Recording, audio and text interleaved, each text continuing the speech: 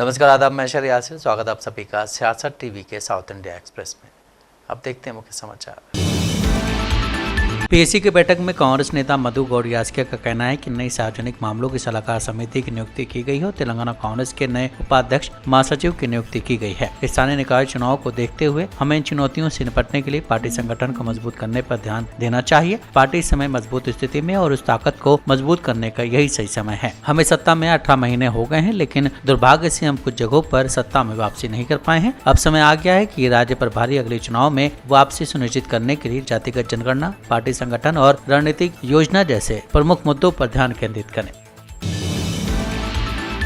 BRS ने किसानों से अपने चुनावी वादों को लागू किए बिना रायतू पांडुगा समारोह आयोजित करने के लिए कांग्रेस सरकार पर निशाना साधा है। वरिष्ठ नेता टी हरीश राव और एस निरंजन रेड्डी ने मांग की है कि कांग्रेस सरकार स्थानीय निकाय चुनाव से पहले नाटक करने के बजाय किसानों को धोखा देने के लिए उनसे माफी मांगे। हरीश राव ने कहा है कि कांग्रेस पिछले 19 महीने से किसानों की अनदेखी करते हुए रायतू पांडुगा समारोह के नाम पर एक और चुनावी नाटक कर रही। उन्होंने कांग्रेस द्वारा किसानों से किए गए कई अधूरे वादों को सूचीबद्ध करते हुए पूछा है कि उन्हें लगा कि जश्न मनाने के बजाय सरकार को अपनी विफलताओं पर शर्मा नहीं चाहिए। उन्होंने रेवंत रेड्डी से कहा है कि आप किसका जश्न मना रहे हैं। बीजेपी के दुबक्का सांसद एम रघुनंदन राव ने दावा किया है कि उन्हें धमकी भरी कॉल मिली थी, जिसमें एक कॉल करने वाले ने खुद को मध्य प्रदेश का माओवादी बताया। 2 बार कॉल आई, जबकि दोनों बार फोन उनके सहायक के पास था। हालांकि सहायक ने दूसरी कॉल रिकॉर्ड करने की कोशिश की, लेकिन वो सीधे ऐसा करने में असमर्थ था क्योंकि ये एक आईफोन था। राव ने कहा है कि इसलिए उन्होंने आईफोन को एक मेज पर रख दिया और दूसरे फोन से बातचीत रिकॉर्ड कर ली। उन्होंने दावा किया है कि फोन करने वाले ने मेरे घर पर आकर मुझे खत्म करने की धमकी दी। राव ने कहा है कि उन्होंने तेलंगाना के डीजीपी को खतरे के बारे में सूचित कर दिया है। राव ने कहा है कि कॉल के स्रोत का तुरंत पता नहीं लगाया जा सका क्योंकि ये इंटरनेट का उपयोग करके किया गया था। हालांकि जांच चल रही है।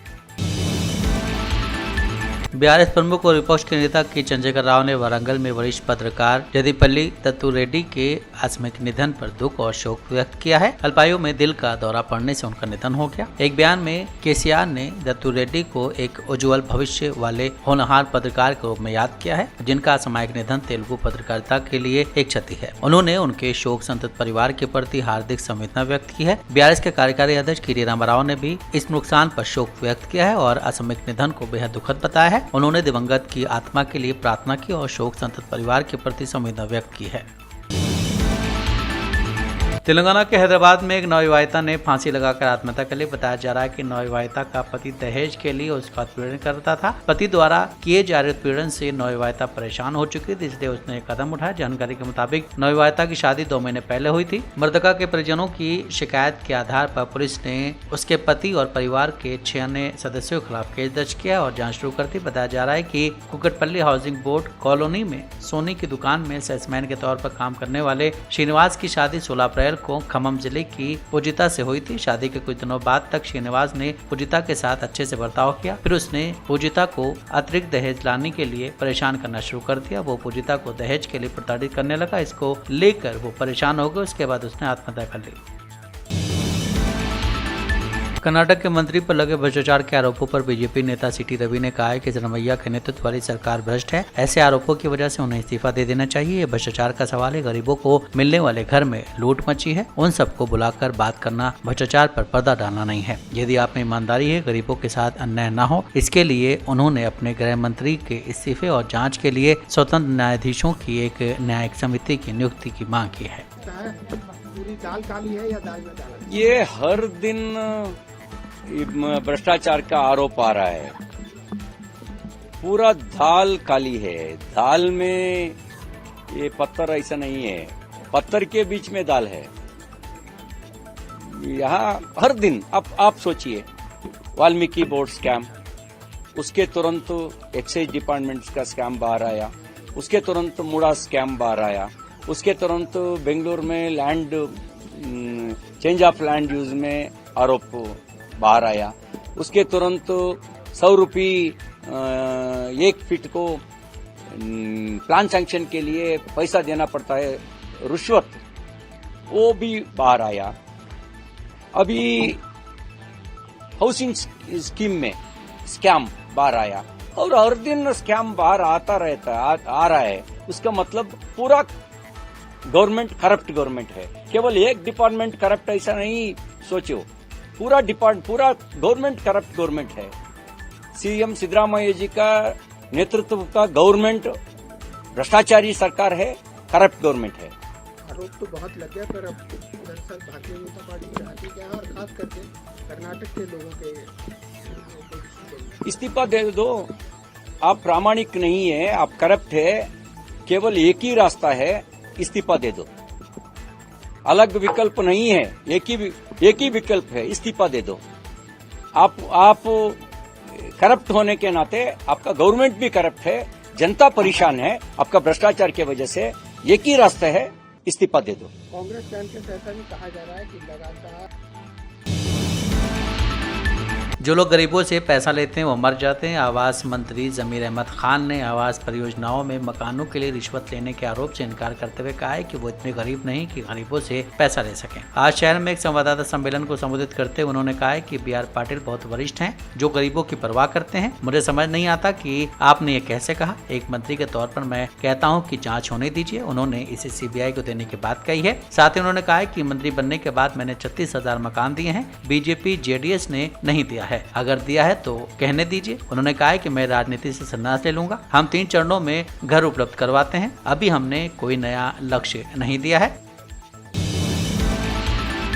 कांग्रेस विधायक राजू कागे ने आज कहा है कि मैं किसी को दोष नहीं दे रहा हूं। 1 साल पहले मैंने एक गांव में बनने वाली सड़क का शिलान्यास किया था। मैंने ठेकेदारों से पूछा कि 1 साल में सड़क निर्माण का काम क्यों नहीं किया गया। साथ ही उन्होंने कहा है कि सीएम ने 25 करोड़ का फंड जारी किया था। सरकार को नियम बनाना चाहिए कि कोई भी फाइल किसी भी विभाग के पास तय समय से ज्यादा समय तक नहीं रुकनी चाहिए। उन्होंने कहा है कि सीएम ने मुझसे बात नहीं की, इसलिए मैं परेशान हूँ। ये पिछले 2 साल से चलता आ रहा है। तो भैया, मैं कल जो बात किया हूँ किसके ऊपर मेरा ब्लेम नहीं है। मैं खुद उधर एक विलेज में गया था। वो विलेज में 1 वर्ष के पहले मैंने एक रोड का पूजा किया था। अभी भी उधर एक रोड को पूजा करने गया था मैं कल।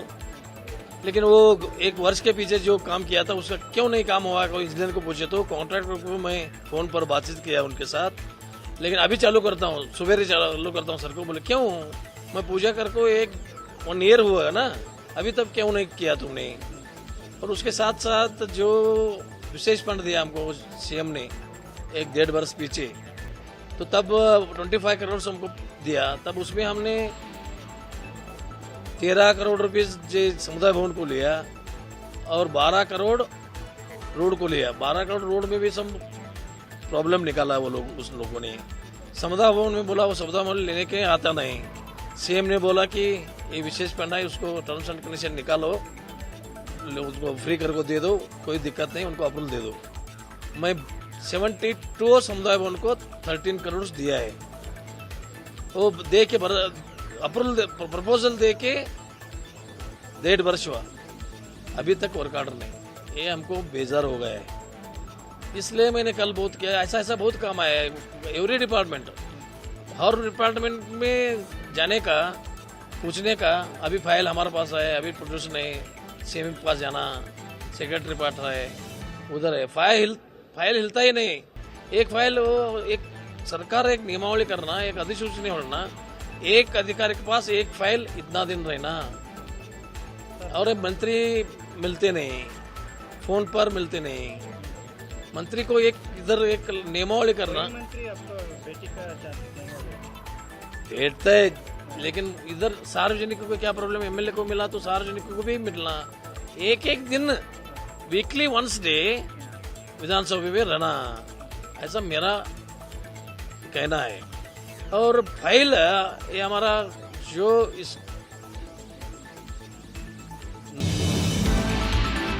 तमिल सिनेमा के लोकप्रिय अभिनेता श्रीकांत से चेन्नई में पुलिस ने नशीला पदार्थ खरीदने के आरोप में पूछताछ की। एक रिपोर्ट के मुताबिक अधिकारी ने बताया कि अभिनेता ने कथित तौर पर नशीला पदार्थ खरीदा है। इस मामले में पुलिस और जांच कर रही है। पुलिस ये भी जांच कर रही है कि नशीले पदार्थों के तस्करों के साथ अभिनेता का किसी तरह का कोई ताल्लुक तो नहीं है। इसके अलावा किसी अन्य सितारे की संलिप्तता तो नहीं है, ये भी जाँच की जा रही है। अधिकारी ने बताया कि हाल ही में गिरफ्तार किए गए एक ड्रग तस्कर ने अभिनेता को ड्रग बेचने की बात कबूल की थी, जिसके बाद पुलिस ने श्रीकांत से पूछताछ की। इसके बाद पुलिस ने ड्रग के इस्तेमाल का पता लगाने के लिए अभिनेता का ब्लड टेस्ट भी किया है। फिलहाल पुलिस अभी इस पे कार्रवाई कर रही है। अभी कोई आधिकारिक बयान जारी नहीं किया गया है। साउथ इंडिया एक्सप्रेस यहीं समाप्त होता है। मुझे दें इजाजत। बाकी खबरों के लिए आप बने रहें सियासत टीवी के साथ।